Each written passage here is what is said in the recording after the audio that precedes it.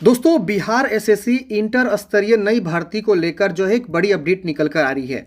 Update क्या है कि जो है दोबारा से री अपलोड करने का जो है सेक्शन इनेबल कर दिया गया है। मतलब क्या, आप समझिएगा तभी आप चीज़ों को समझ पाइएगा। जैसे कि आप सबको पता है, बिहार स्टाफ सिलेक्शन कमीशन के द्वारा जो है एडिट करने का मौका दिया गया है और साथ ही साथ डॉक्यूमेंट्स अपलोड करने का मौका दिया गया है।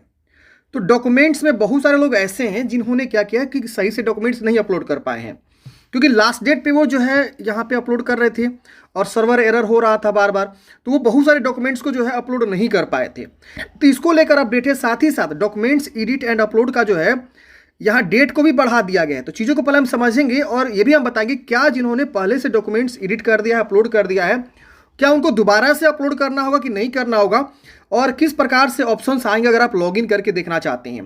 दूसरा समस्या आ रही थी यूजर आईडी पासवर्ड को भी लेकर कि बहुत सारे लोगों के पास जो यूजर आईडी पासवर्ड नहीं प्राप्त था या भूल गए थे, उनको नहीं पता चल रहा था कि कैसे जो है यूजर आईडी पासवर्ड हम प्राप्त करेंगे या कैसे खोजेंगे। तो उसको भी लेकर अपडेट आ गया है। सबके मेल पे एसएमएस आ गया है होगा या मोबाइल पे कि आपका यूजर आईडी पासवर्ड है बिहार एसएससी इंटर लेवल का, और फॉरगेट करने वाला भी समस्या जो है हो रही थी, तो उसको भी यहाँ पे दूर कर दिया गया है।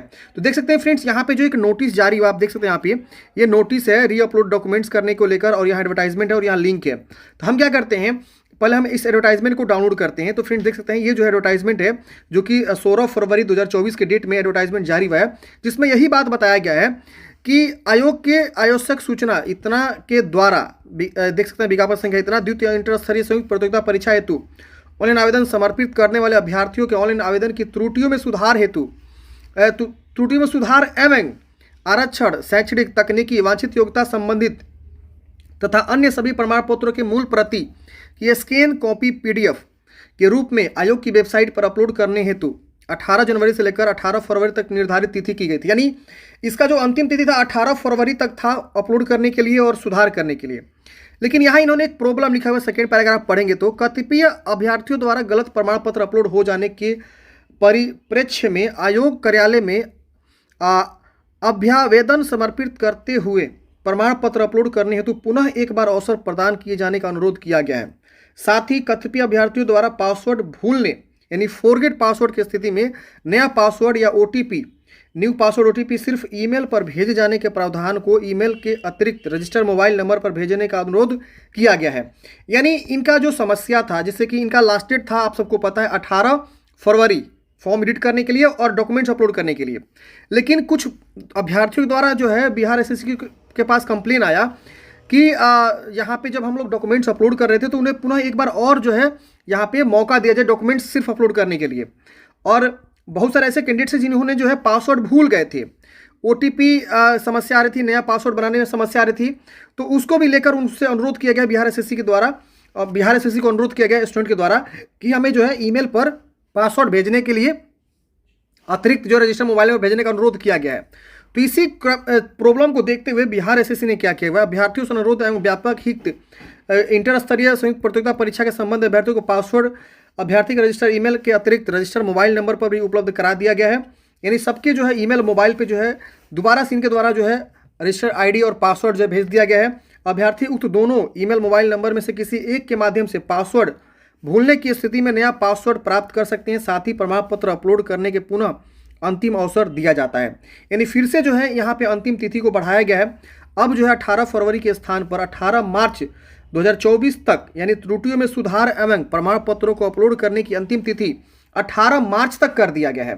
यानी पूरे एक महीने और आपको समय यहाँ पे दे दिया गया है ताकि आप डॉक्यूमेंट्स को अपलोड करें, कुछ भी सुधार करना सुधार करें। यहाँ आप समझ गए।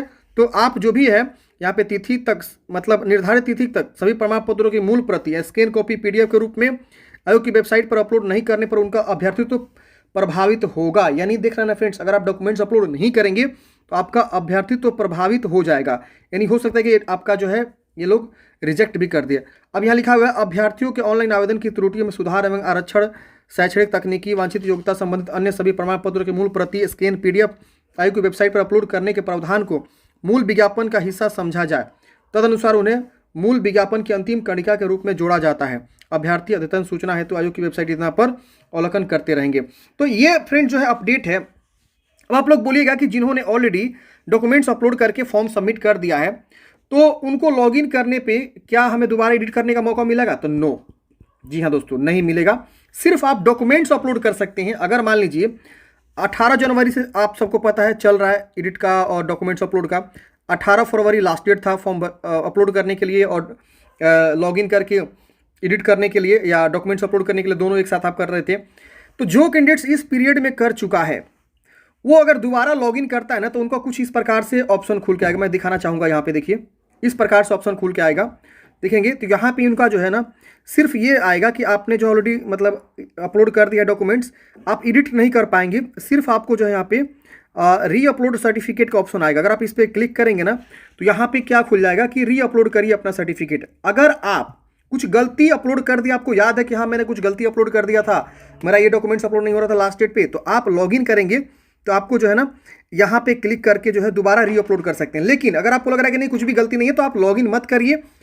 और अगर आपको लग रहा है कि मैंने सारी चीज़ सही से अपलोड किया था, तो कोई दिक्कत नहीं है, आप लॉगिन मत करिए, आपको यहाँ पे कुछ भी करने की आवश्यकता नहीं है। तो जो कैंडिडेट्स ऑलरेडी डॉक्यूमेंट्स अपलोड कर दिए थे, एडिट कर दिए थे और उनको सब चीज़ सही लग रहा था, तो उनको दोबारा यहाँ पे करने की आवश्यकता नहीं है। उनके लिए है जो कैंडिडेट्स यहाँ पे गलत डॉक्यूमेंट्स अपलोड कर दिए थे या कुछ ना कुछ गड़बड़ कर दिए थे, तो वो यहाँ पे क्लिक करके लॉगिन करके री अपलोड कर सकते हैं सर्टिफिकेट को। सबको नहीं करना है, ध्यान दीजिए, जो ऑलरेडी गलती की है उनको यहाँ पे करना है। अब मान लीजिए आप बहुत पहले जो है एडिट किए थे और अभी भी आपको लग रहा है कि मुझे कोई ना कोई मिस्टेक हो गया, तो आप दोबारा लॉगिन करेंगे ना, तो एडिट करने का ऑप्शन यहाँ पे आप नहीं मिलेगा। जो नए कैंडिडेट्स हैं उन्हीं को सिर्फ और सिर्फ यहाँ पे मौका मिलेगा। मतलब ये कि अभी तक उन्होंने जो है 18 जनवरी से लेकर 18 फरवरी के बीच कभी भी यहाँ पे जो है एडिट नहीं किया हो लॉगिन करके, वो लॉगिन करेंगे तो उनका पूरा फुल प्रोसेस मिलेगा एडिट करने का भी और चीज़ों को बदलने के लिए भी, और दोबारा उनको जो है अपलोड करने का भी सेक्शन यहाँ पे मिलेगा। अब तो ये 18 मार्च हो गया है, तो आप 18 मार्च तक जो है एडिट कर सकते हैं, कोई दिक्कत यहाँ पे नहीं होने वाला है। तो ये एडिट का जो है प्रोसेस था फ्रेंड्स, और मैंने ऑलरेडी जो है कई सारे वीडियो बनाए हुए हैं कि कैसे आपको लॉगिन करके कुछ भी सुधार करना हो, एडिट करना हो, डॉक्यूमेंट्स क्या क्या अपलोड करना है, उसका लास्ट डेट क्या है अपलोड करने का, और कब तक का आपका डॉक्यूमेंट्स बना होना चाहिए, वो सब हमने ऑलरेडी जो है प्रॉपर वीडियो में बनाया हुआ है। तो आप वीडियो नहीं देखें तो देख लीजिएगा, लिंक आपको डिस्क्रिप्शन बॉक्स में मिल जाएगा, या DS हेल्पिंग फॉरएवर यूट्यूब के चैनल पर भी जाके आप इस चीज़ों को सर्च कर सकते हैं, देख सकते हैं, समझ सकते हैं। तो पहले आप समझ लिए सारांश में, जो कैंडिडेट्स ऑलरेडी 18 जनवरी से 18 फरवरी के बीच एडिट कर लिया है, डॉक्यूमेंट्स अपलोड कर दिया है, तो वो निश्चिंत रहेंगे, उनको दोबारा री अपलोड करने की आवश्यकता नहीं है। री अपलोड किन के लिए दिया गया है? तो जो कैंडिडेट्स एडिट किए, डॉक्यूमेंट्स अपलोड किए, कुछ ना कुछ उनको डॉक्यूमेंट्स में लगा कि नहीं गड़बड़ हो गया है, हम सही से अपलोड नहीं कर पाए PDF, तो उनको री अपलोड करने के लिए यहाँ पे जो है दोबारा से लिंक दे दिया गया है। अगर आपको भी लग रहा है कि नहीं मैं 18 से 18 फरवरी के बीच 18 जनवरी से 18 फरवरी के बीच हमने गलती अपलोड कर दिया है, तो आप भी दोबारा लॉगिन करके री अपलोड कर सकते हैं। ऐसा नहीं है, री अपलोड आप कर सकते हैं, लेकिन क्यों करिए जब आपको सब चीज़ पता ही है कि हाँ सारा चीज़ मेरा सही है, सब चीज़ मेरा सही है, कोई दिक्कत नहीं है, तो आपको फिर समय बर्बाद करने की आवश्यकता यहाँ पे नहीं है। यहाँ लिखा हुआ है ध्यान दें, यदि आपके PDF प्रमाण पत्र ठीक से अपलोड नहीं किए गए हैं तो केवल एक बार PDF प्रमाण पत्र पुनः अपलोड करने का विकल्प उपलब्ध है। मतलब आपको पुनः यहाँ पे मौका दिया जाता है। अगर आपको लग रहा है कि मेरा जो है यहाँ पे PDF गलत अपलोड हो गया है डॉक्यूमेंट्स वाला, तो हम पुनः यहाँ लॉगिन करके अपलोड जो है यहाँ पे कर सकते हैं। तो आई होप आपको सारी जानकारी समझ में आई होगी। आपके मन में कोई भी डाउट है, कमेंट बॉक्स में पूछिएगा, और यूट्यूब पे जाके आप जो है वीडियो को देखिए कि कैसे आपको डॉक्यूमेंट्स को अपलोड करना है, क्या प्रोसेस है। आपके मन में कोई भी डाउट है, कमेंट बॉक्स में चाहिएगा। और जो कैंडिडेट्स अभी तक डॉक्यूमेंट्स अपलोड नहीं किए हैं, कुछ भी सुधार नहीं किए हैं, तो वो 18 मार्च तक कर सकते हैं। 1 महीना और डेट को एक्सटेंड कर दिया गया है। आशा करता हूं फ्रेंड्स आपको जानकारी समझ में आया होगा। आपके मन में कोई भी डाउट्स है, कमेंट बॉक्स में पूछिएगा। वीडियो अच्छा लगा तो प्लीज लाइक करिए, अपने दोस्तों में जरूर शेयर करिएगा। Thank you for watching friends, जय हिंद।